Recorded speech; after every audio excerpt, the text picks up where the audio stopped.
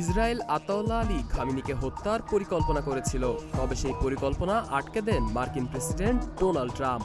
British বার্তা সংস্থা রয়টার্সকে এ তথ্য জানিয়েছেন দুজন মার্কিন ঊর্ধ্বতন কর্মকর্তা।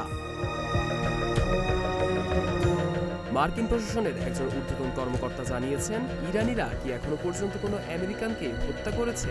না, যতক্ষণ না তারা তা করছে ততক্ষণ আমরা রাজনৈতিক নেতৃত্বের পেছনে লাগার বিষয়ে এমনকি আলাপও করছি না।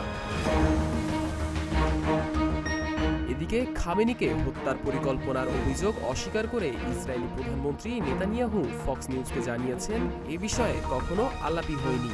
এমন অনেক বিষয় নিয়েও ভুয়া খবর প্রকাশ করা হয়েছে। আমি সে বিষয়ে কিছু বলতে চাই না। ফক্সের special report with Bret Baier অনুষ্ঠানে নেতানিয়াহু বলেন, আমার যা করার দরকার তাই করি। নেতানিয়াহু আরও বলেন, ইরানে ইসরায়েলের সামরিক হামলার একটি ফলাফল হতে পারে সরকার পরিবর্তন। তেহরানের সৃষ্ট অরাজকতা দূর করতে ইসরায়েলের যা যা প্রয়োজন তাই করবে বলেও জানান তিনি। এদিকে চলমানের সংঘাত ব্যাপক আকারে ছড়িয়ে পড়ার আশঙ্কা রয়েছে। তবে সমঝোতার প্রসঙ্গে প্রেসিডেন্ট ট্রাম্প জানিয়েছেন, এটি সহজেই শেষ করা যেতে পারে। একই সঙ্গে ইরানকে সতর্ক করে তিনি বলেছেন, যদি ইরান কোনো আমেরিকান লক্ষ্যবস্তুতে আঘাত করে তবে যুক্তরাষ্ট্র এই সংঘাতে জড়িয়ে পড়তে পারে। সাদমান, প্রতিদিনের বাংলাদেশ।